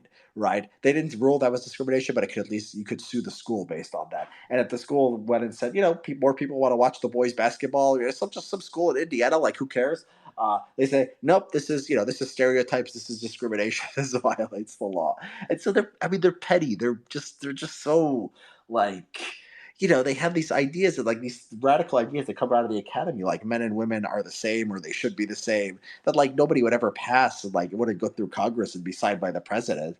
It's not the role of government to do these things. They do it through civil rights law, right? As long as nobody's looking. And so, like, yeah, this is sort of this is just I want to just bring home to people the radicalness of it, as far as like in terms of our freedoms, are just sort of like just what the role of government should be in the in a free country like the United States is. Um, and I don't think not even liberals. I think if an honest liberal, I think reads the book and sees sort of the implications, maybe they will like it. I don't know. Maybe I'm giving them too much credit, but I think they rarely explicitly say that this is the role they want for government in society. Yeah, I mean, at least in my case, and I've spent a lot of time in deep blue areas. Like the liberals that I've encountered, and my friends who are liberal, like a lot of them think that it's just preventing like raw discrimination. Like a lot of them aren't aware of disparate impact and the implications. Like I think the branding of these laws has been so well done that people are just confused as to what they actually entail. So I think part of the battle is not just overturning that, but undoing the deceitful branding that's been done over the decades. Yeah, you're right. Like I think they had this sort of wave that the civil rights movement was like people were thinking they were going to stop Jim Crow, and they did, and there was just like sort of this halo around this movement that like all educated people thought was like a great thing. And then it was often like the very same people who were like about pushing for civil rights started to put the classic civil rights, the kind that was codified in the Civil Rights Act of '64. It was those things. Sometimes like either the exact same organizations or literally the exact same individuals who started pushing for quotas and affirmative action and disparate impact. So there, people didn't want to really challenge them. Um, and you could always call it civil rights. I think that like this is why like Republicans were so bad on this issue for so long, because there was no really conservative media to explain things to people. So it was just like, oh, Reagan is racist and the Democrats are not racist, and that sort of became like the perception of what was happening. Now, some people, have said like, oh, this book, by focusing on civil rights law. I don't focus on the civil. I think focusing on the Civil Rights Act is probably bad bad PR because it's the Civil Rights Act people understand, sort of what that did. But when you say civil rights law, you're it's sort of making explicitly clear that it's not about the Civil Rights Act. And by just like it is just this sort of what's grown around it, right? Maybe it's the root, but like you could even say, well, the original Civil Rights Act, you could agree with it or disagree with it. We could say that's not what this is. This is an outgrowth of it. And if you could, Rufo talks about this too. If you could connect it to like these crazy people, say no, like you clearly hate Kendi and you clearly think Robin DiAngelo and all these, crazy professors are, they're wrong about these things. If you could connect it to civil rights, I'll say no. It's just they're just sort of the personal manifestations of what the law says. I think that's powerful, and I think that like I don't think calling it civil rights law is like a PR it makes it actually harder. I think I think it's like, I think there's, a lot of potential there. I think people are ready to listen that, something has gone wrong. Like I remember like I did a poll once, asking my followers like, "Oh, did you know that this is how affirmative action worked?" And then I cited the Harvard data, and like even amongst my followers, like it was like 30% of them were unaware, and at the time I had about 300,000 followers, and I think 30,000 responded to the poll. So just in that poll, there were like 10,000 people who just saw new data on affirmative action that they hadn't seen before. And if you generalize that to the entire audience, it's like 100,000 people worth, right? So it's just crazy, like um, how much the true nature of these things has been obscured by the establishment. And I want to circle back to Title IX and get some final thoughts. There, like we've kind of touched on the ping pong back and forth between the Obama and Trump administrations. And what was interesting about Title IX is that the Obama era regulations, like if I remember correctly, they weren't like hard set laws. Like it was more like the Obama administration gave like some soft recommendations, and there was kind of like social pressure to go along with them. And then Trump came and sort of rolled those back. Like, can we like talk a little bit more about those, and then what can be done to make Title IX more reasonable, and not as in the bedroom, I guess. Yeah, yeah, and so yeah, they were dear colleague letters, and it's very interesting because there was no like they never actually pulled funding from universities. It was just I think like the universities were just ripe for this craziness because it's filled with crazy leftists, so they were very sort of eager to go along. The sports stuff actually because it affected the bottom line. That stuff that was subject of lawsuits in the 1990s. The universities fought to preserve some of their wrestling programs and stuff. They lost in the courts, but they did fight those things in the 1990s. By I think that just what changed. I think I think it was just sort of this was a chance to grow the bureaucracy, and just because of the ideology, I think that's what sort of made the Obama administration such a a time of such craziness and chaos in sort of universities and what was going on at the time. So yeah, I mean, there's just a story that I think it was in the Times I think a few days ago that the Biden what the Biden administration's trying to do is this wasn't just in the Times. This has been known for a while. They're trying to make it into a federal rule. A rule is like what the Obama administration did was they sent dear colleague letters, which is just interpretation of the law. A rule is like somewhere between that and like actual legislation. A rule is like a little bit more official, a little bit harder to get rid of. And so they're trying to sort of make it permanent, but it would like all it would do is like make it if the Trump administration or whatever Republican administration was focused, that it would just like delay them in a few months, right, in pulling it back. While the dear colleague letter they could do immediately. So yeah, I think like the permanent so there's this ping pong. The source of permanent change is the courts because the courts can just say this you can do and this you can't, and you can't just come into administration. You appoint judges when a new administration comes, but you have to you still have the case law and all of that. So yeah, I mean I think we're going to see the ping pong going back and forth for a while. I think Republicans have to be a little more aggressive here. I love the executive order on critical race theory. It would be on like what they're used to because there's going to be a lot of pushback in the other direction when Democrats come in power. I do think though that like we might maybe underestimate like maybe the ping pong's not there because I point to a lot of evidence that the law that the public opinion is not with liberals on a lot of this stuff like affirmative action. So just keeping something is easier than putting something anew. So like if they had to build this regime from scratch, if the Biden administration did, there would be a lot of resistance and there would be a lot of there would be a lot of coverage and backlash to it. So yeah, I mean the courts are the most. It's like the boringest advice ever. Like you need the president, and you need to win the election in 2024. If you don't like this stuff, you need to win the Senate. You need to have a guy like Mitch McConnell who's focused on confirming as many judges as possible. The quality of the judges, quality in terms of like ruling the right way. I think that battle has been won. I mean, not many suitors or even O'Connors are slipping through the cracks anymore. They tend to be pretty conservative on these things, and then just bringing it to people's attention and getting through discussions like this, through my book, through people like staying on top of it. When next time this Republican administration, you should want to.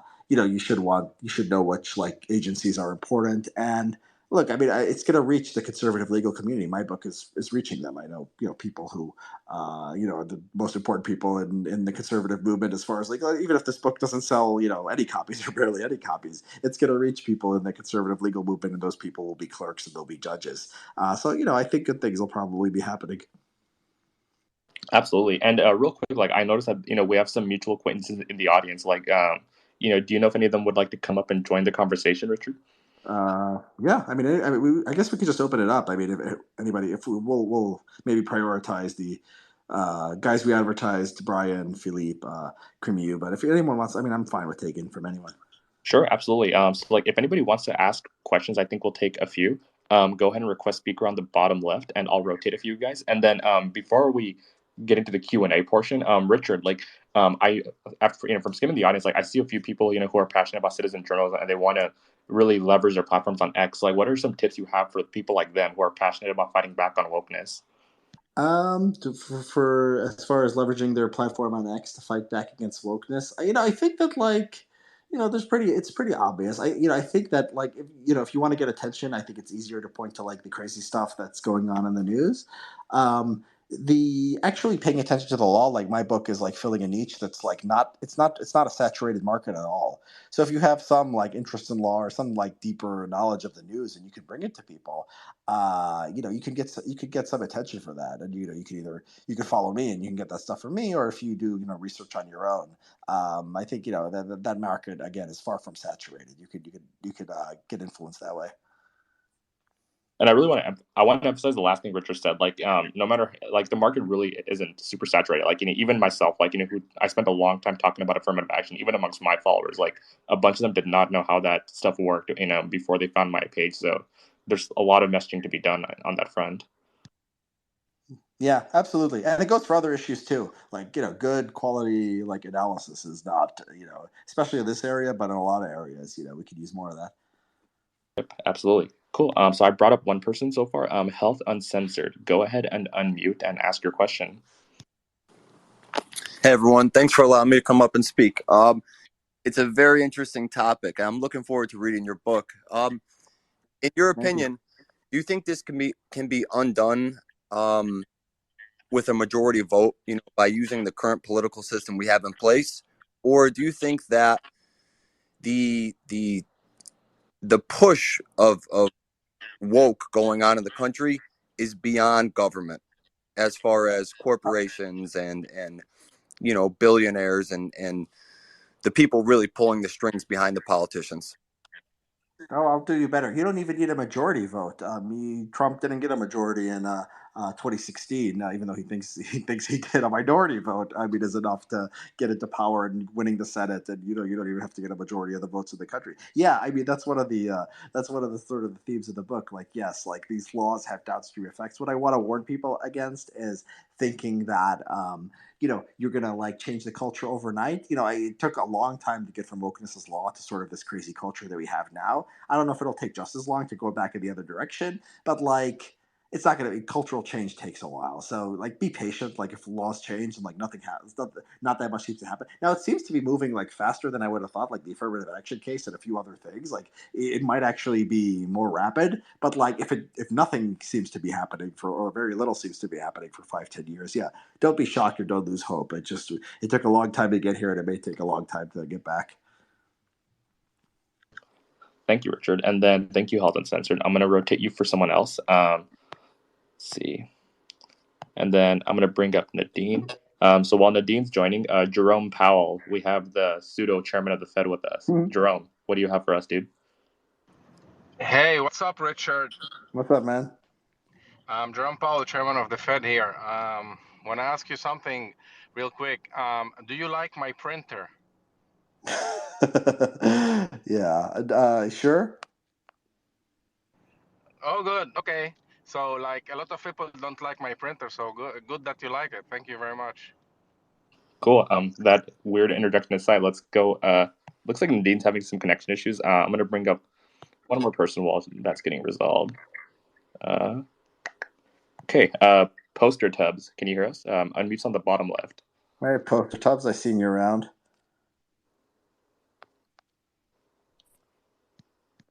Okay. Poster Tubs, the unmute's on the bottom left. Okay. Oh. I don't see. He's not. Should he be seen as like? Yeah. Oh, right. Yeah. On my Go end, ahead. oh yeah, no. On my end, he shows up as speaker, but look, spaces might be glitching. Let me try someone else real quick. Okay. Amina Beck, can you hear us? Yes, actually, I was just in the shower and I was listening to you guys, and I cut my shower short so that way I could ask this question. And it has a lot to pertain to economic justice, or like just economics across the United States versus identity politics. When I think woke, I think identity politics. And just because we are more, cognizant of the fact that there's diversity, doesn't mean that this is solving the root of the issue, which is basically rooted in the economic injustice that a lot of the working and ordinary Americans are going through right now. So I just kind of wanted to bring that up, maybe just as a comment. I don't really know how to phrase it as a question, but the fact that I got out of my shower early, I had to say it.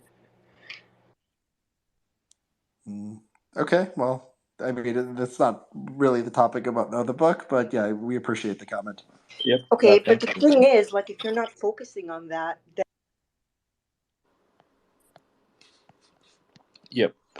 Yep. Sorry about that, guys. Like, if you are going to ask a question, please do try to stay on topic. So I'm going to go to Poster Tubs right now. So go ahead and unmute Poster Tubs. Hey, can you hear me now?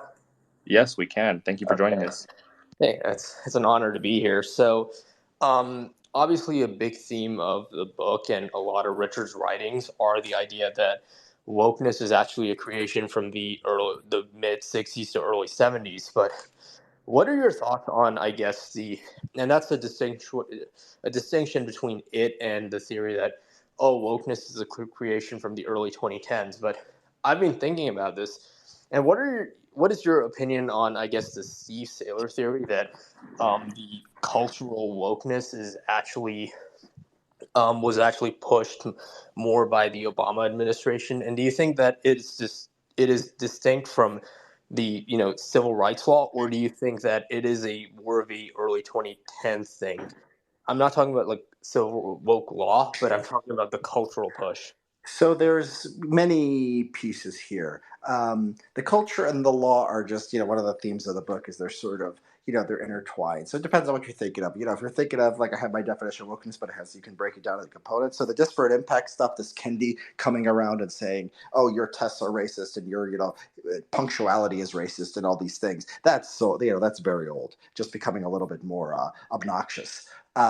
There were some things that the Obama administration did completely new. And yeah, Saylor talks about this, and other people talk about this. The Title IX, and I talk about it in my book. The Title IX stuff, the rape kangaroo courts, completely new. There was nothing.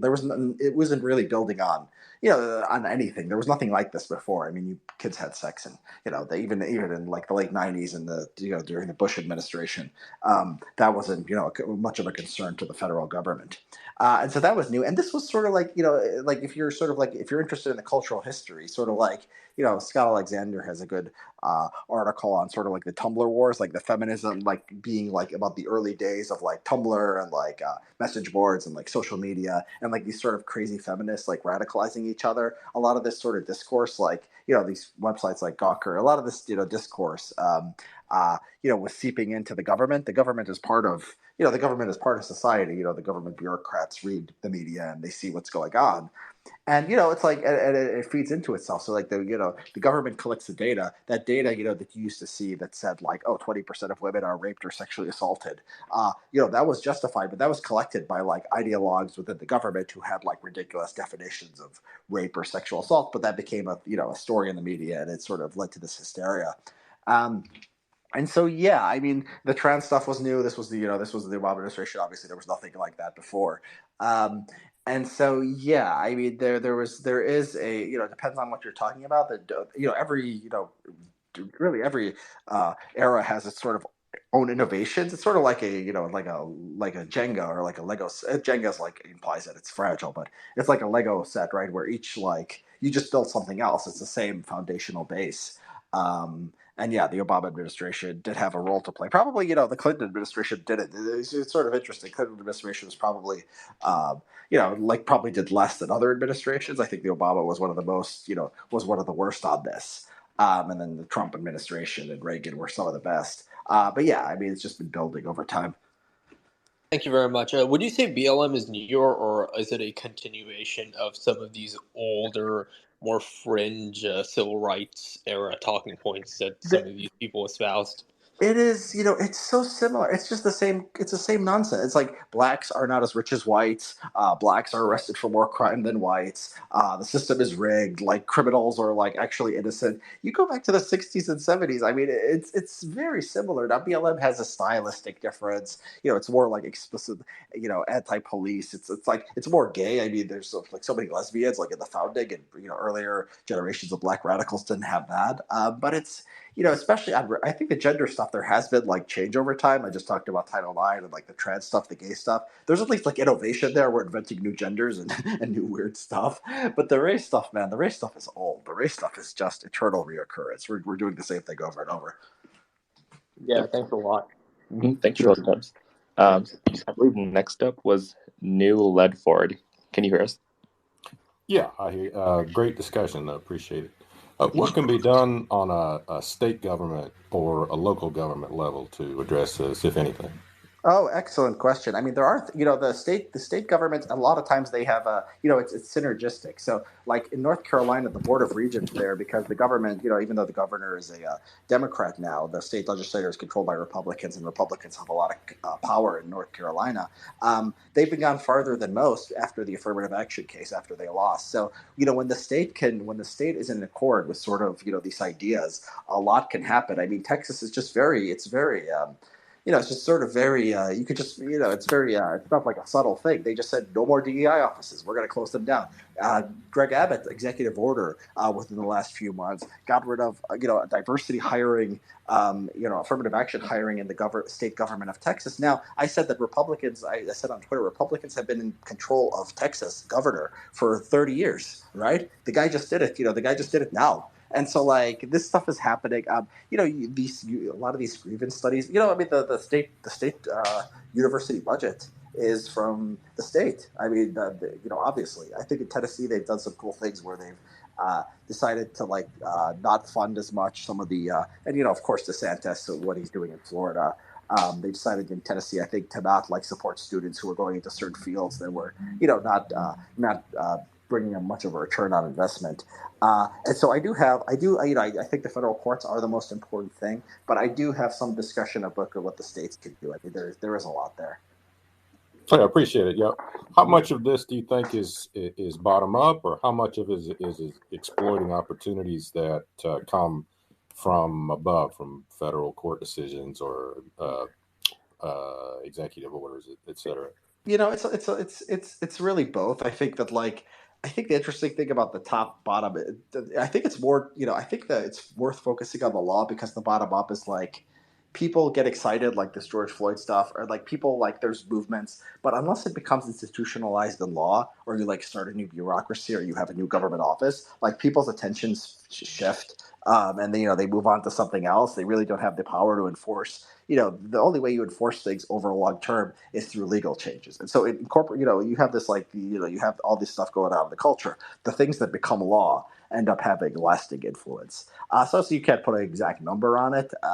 But yeah, I really stress the top down nature of this in the book. So what you need are lawyers, an army of lawyers. Basically. Unfortunately, yeah, it'd be nicer if we had a society where great warriors, maybe be more romantic. Yeah, but it's about having your lawyers and bureaucrats beat their lawyers and bureaucrats, which ultimately comes down to elections, to being in government and appointing the right people. Yeah, it's trench warfare is World War I, not World War II. So that's how I see it. Yeah, right. Cool. Appreciate it. Mm-hmm. Yep. Thank you. Yep. And then I believe next up was Lily Tang. Can you hear us, Lily?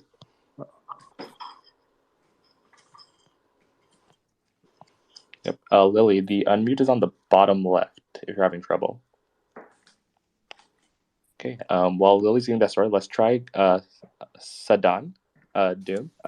Go ahead. Hi. Yeah, this is Sadan Doom. Congratulations, Richard, on the book. I have bought my copy. I'm looking forward to reading it.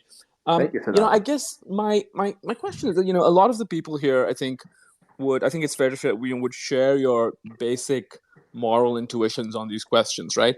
The unfairness of affirmative action, the absurdity of some of the Title IX stuff on sex and so on. But how would you if you were kind of explaining to someone who doesn't necessarily share your moral intuitions, let's just say, a liberal Democrat who doesn't pay a lot of attention to this stuff, and says to you, well, Richard, we've had this stuff for about 50 years, if not a little bit longer, and America has made great progress in these last 50 years. We have the most innovative companies in the world. We're much richer than the Europeans. It's something that you sort of talk about. The free market system has delivered a great amount of prosperity. It's a relatively peaceful society, and so on and so forth. So why should we, and if that person were to ask you, why should we care about this? What would your answer be? Good question, Sadan, and I'm glad to finally, after interacting with you so long on Twitter, glad to finally hear your voice.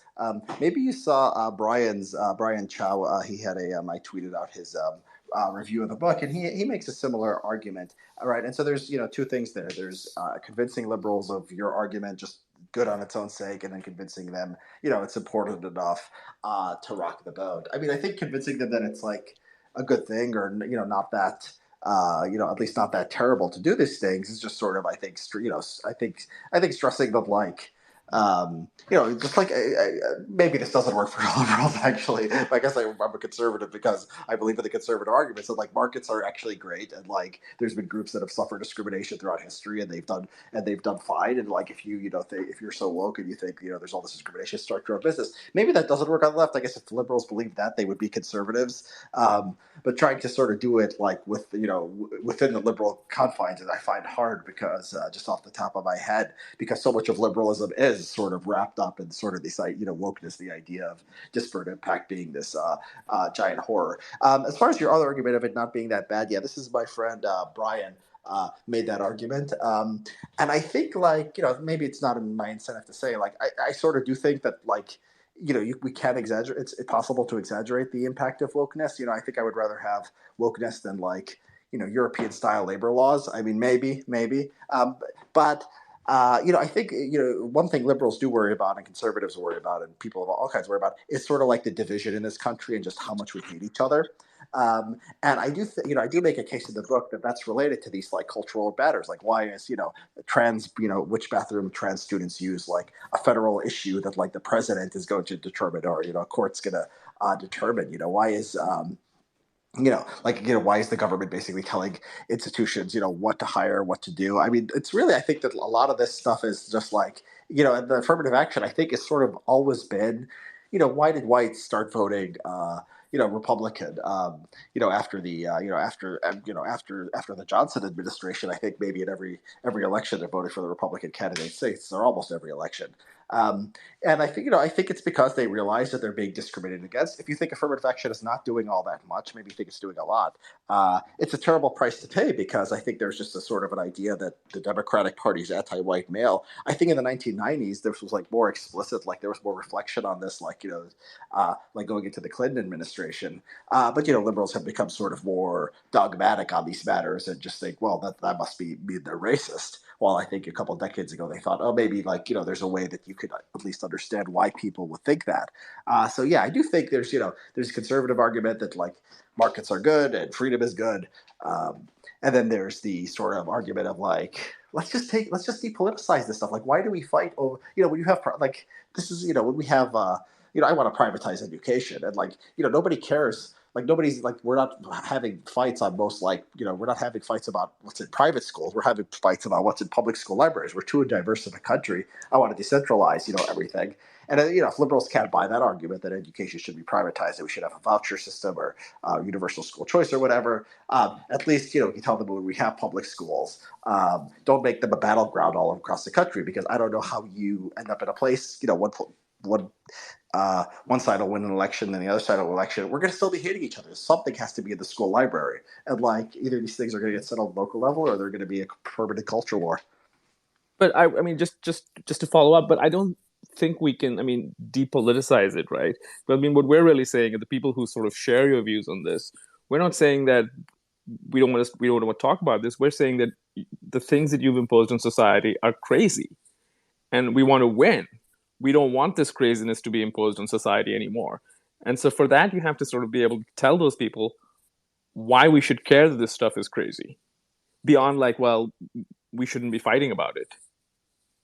Yeah. Well, I mean, so you're saying, why should we be like convincing them that men and women are actually different, and race, racial disparities don't imply discrimination? Is that what you're exactly saying? Trying to convince? That disparate impact is crazy. That affirmative action is a really morally bankrupt and harmful idea. That that men and women are different. Like a lot of these things that strike a lot of people who follow you as sort of commonsensical. Yeah. So the stakes have to matter at some point, right?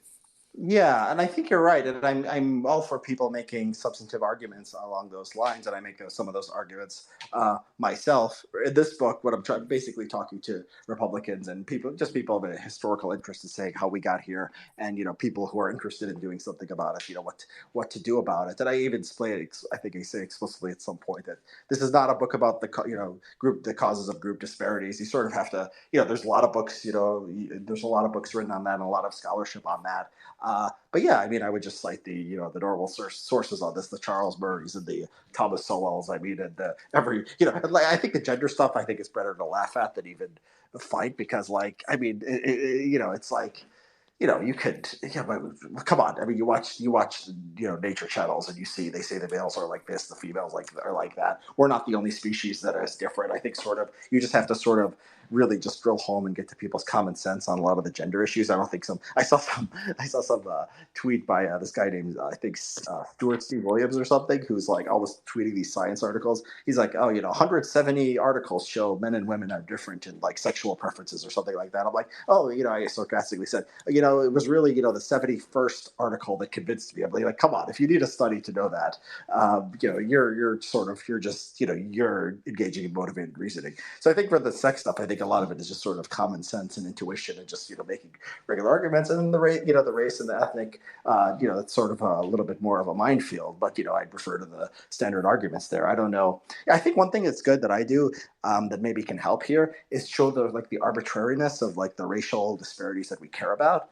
And so you see, okay, there's this thing Hispanic was created, this thing AAPI is a social construct. You can look at whites of one ethnic background and show that they're doing much better than whites of the other ethnic background. And just like get people to question, like, this doesn't work for the black. I think people know that the black history in America is different. But, a lot of the other racial issues, really, you could just say, is this internally consistent? Like, why do you care about these categories? And if you could show them the history, I think they could see it's sort of ridiculous.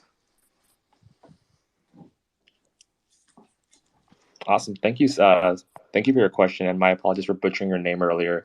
I want to check in on Lily and see if she was able to resolve her mic issues. Oh, hi. Can you hear me now? Yes, we can, I hear Lily. you. Thank you for Hi. joining us. Well, I have been talking about this work concept and cancel culture in this country. I survived Mao's Cultural Revolution, and we had a similar term for wokeism. And that means you got to be aware the society, they were trying to push communism. And so everybody is divided into two giant groups like Marxist did. It's oppressor versus oppressed. And Mao then put all the Chinese, because we all look the same pretty much, but into 10 classes. 5 black classes are supposed to be oppressors and enemies of the people and enemies of the state. We're supposed to hate them. And who were the 5 black classes? Landlords, rich farmers, rightists, bad influencers, and counter-revolutionaries. Some of them sounds pretty subjective. And who defined what is the rightist, which is enemy of the state? One of the 5 black classes is the China's Communist Party, and with Chairman Mao as the supreme leader. And then other classes were red. Red classes include my parents, who were workers and poor peasants, and of course, Communist Party officials, cadres, and the heroes and People's Liberation Army soldiers. So this kind of categories, identity politics, is nothing new. Mao's Cultural Revolution lasted 10 years, from 1966 to 1976. When he died, it ended. So I grew up during those 10 years, from 2 to 12. So I was totally brainwashed. I have to be woke, otherwise you are not politically correct, and you will be black class, and your family will be subject to all kinds of struggle sessions if you were black class. So today, when you talk about woke and DEI, critical race theory, whatever name they come up with, it sure reminds me what we heard, what we saw in Mao's China. So I have been talking about this for a long time, and I'm running for Congress in New Hampshire. And because I saw these similarities, I'm very terrified, actually, to warn people. Hey, Lily, can we get to a question for Richard? Just because we have other requests as well. Thank you. Yep. Lily, you can unmute on the bottom left, but let's try to get a question for Richard, so that way we can get more people up here. Yeah. So my question for you, Richard, if I'm married to a Texan too, if Texas is a red state, and they've been doing this DEI training in the state government for a long time, like what is going on? Did the people really just buy into this social justice movement pressure, or is there government funding incentives? And so what is going on in Texas, even doing this for so many years? Yeah, I think Lily, appreciate hearing your story. It's the people really haven't been paying attention. I mean, it's like one of those things where if you point out to people, like, it's like they'd be shocked, especially Republicans or conservatives.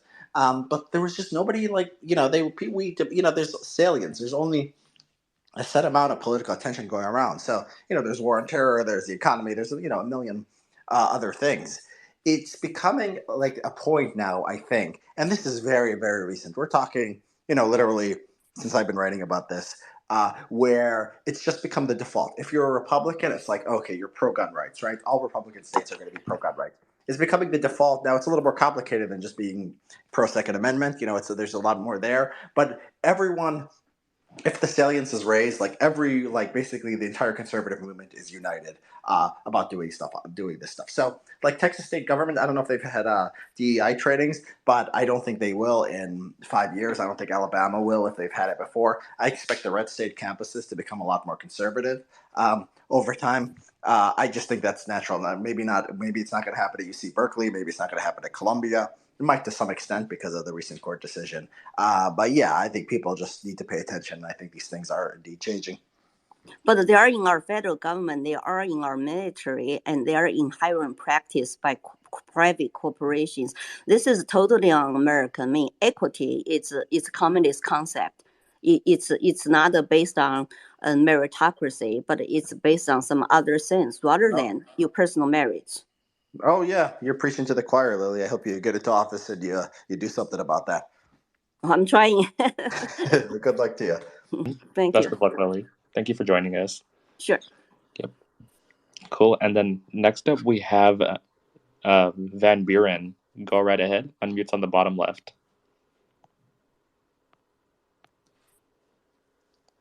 Van I got Buren. it. Sorry. There we go.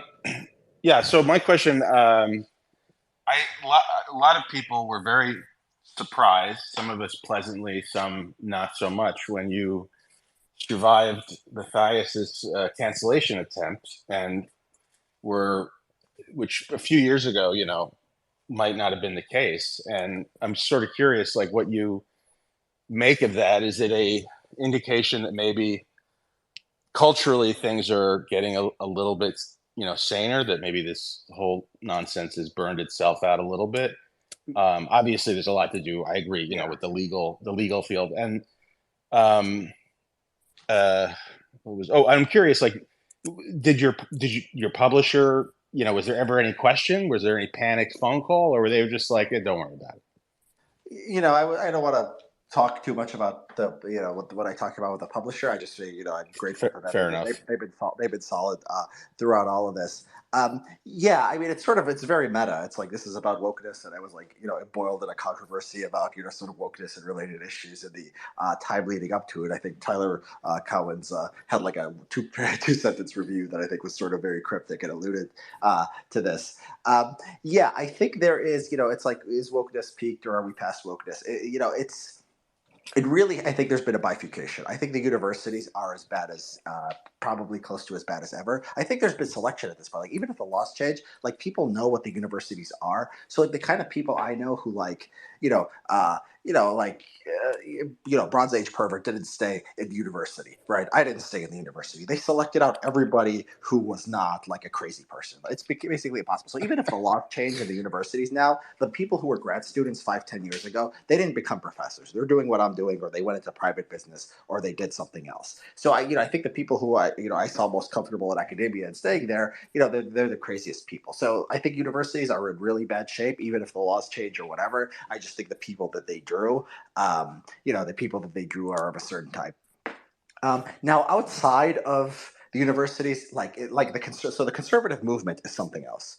Like, the conservative movement, I think, is really over cancellation. You could almost say it's too much, depending on your opinion. I mean, like, Nick Fuentes is was hanging out with Paul Gosar, a Republican congressman. I mean, it's like almost like how do you get canceled, and how do you get canceled as a Republican these days? I've had tons of conservative media. They just don't care. There's just a decision that, like. And this could be bad, because there could be people who are like genuinely crazy, or I think conservatism does have like a grifter problem, and some people are not that great. But like, I think there's just a cultural decision that, like, no, we don't care. Like, liberals say something is racist, liberals say something is sexist. Whatever. We're not canceling anyone for that. Just the stuff that they say, like the stuff that they say at, CPAC, like Charlie Kirk. I mean, if you want to like a bellwether, I mean, he said something like, be proud of being white. I mean, like, he tweeted this like a couple of weeks ago, and like, you are a Nazi if you said that 15 years ago, quote unquote Nazi.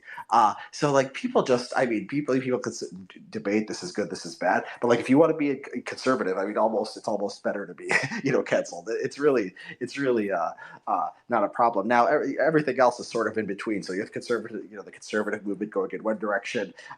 You have, but that's a big part of the country, right? That's people who are conservative. There's the universities going in the other direction. I think that, the media is like somewhere in between. I think corporate America is somewhere in between. Probably corporate America, at least, is trending in the right direction. I think the media, I think that, like, it's probably better than it was 5 years ago.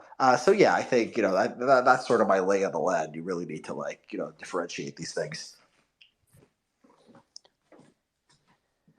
Oh, And and all this, another thing is tech too. By the way, like one of the things that that article did was it made me seem really important because they're like all these big tech report guys, like are listening to this guy, and just like the tech, the tech, just having sort of like a person like Elon Musk or Mark Andreessen, just like sort of like doing stuff that like other people like the libs are gonna like flip out about. I think just creates like this idea that like okay, there's like like 15 years ago the guy like the idea that there would be like an anti-woke like tech mogul was just like sort of unthinkable. Like they were just like sort of they were either just like centrist liberals or whatever.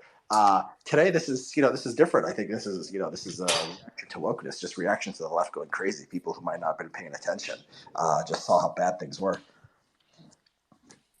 Okay, thanks very much. It's interesting. Sure.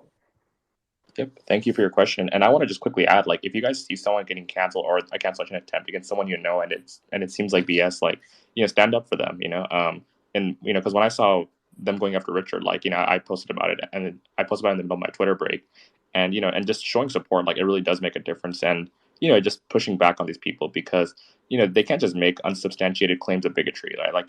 Like it's Hitchens' razor, like that which is asserted without evidence can be dismissed without evidence. Like, don't take these claims seriously and just stand up for people. Like, I think that can also go a long way in pushing back on the cancel mobs. And then kind of on that note, I think we'll start wrapping up a little bit. Thank you everyone for your questions. And Richard, do you have any closing statements, any parting advice you would like to leave us with? Yeah. Do I have parting advice? No, please buy the book. I mean, there's a lot of detail. I mean, if you're here, you really care about the topic. I mean, subscribe to my Substack. I write about these issues. And yeah, I mean, just don't buy into the pessimism. Don't buy into the idea. One thing you learn from reading history, and you can get history from my book, or you can whatever you'll read history in other places, is that society does change in remarkable ways, and you could see how, like in my book, you could see how quickly some of these institutions flipped. And if you're old enough, even if you're just like 30 years old, you could remember like how crazy it's gotten 10 years from 10 years ago. Things don't always move in one direction. I mean, there are reactionary sort of, there are movements in the other direction. We have agency here. I mean, the idea that Twitter would be owned by Elon Musk, who follows both me and Rabbit, and some of you too, and is committed to like these controversial ideas being explored. I just talked. One of my themes here has been about how the Republican Party, nobody wants to ever credit like the Republican Party, right? They politicians are all bums, but the anti-woke side has really made a lot of progress. Rufo's having a big impact. My ideas are having a big impact. So yeah, stay happy, stay optimistic, and yeah, we can change things. Awesome. Thank you, Richard. And I'm going to let the space run for a minute or two, so everybody can click on the Jumbotron link and check out Richard's book, and please give Richard a follow. Thank you, Richard, for joining us. Yeah, thank you. And remember, guys, if I'm not just saying this is my self-interest to say so, but like if you buy the book, it's like more likely that the ideas get out there, the more likely that they become sort of part of the political discourse, and more likely that like more people will get canceled in the future, because this guy was calling from the Huffington Post was calling my publisher every day for like a week or two after this happened, and he was like so excited, and he ended up being very disappointed. So if this helped make this book a success, it's a good read. It'll push back against cancel culture, and will hopefully change some laws in the meantime. Awesome. All right. Thank you, everyone, for joining us, and have a good night. Thank you, Ray.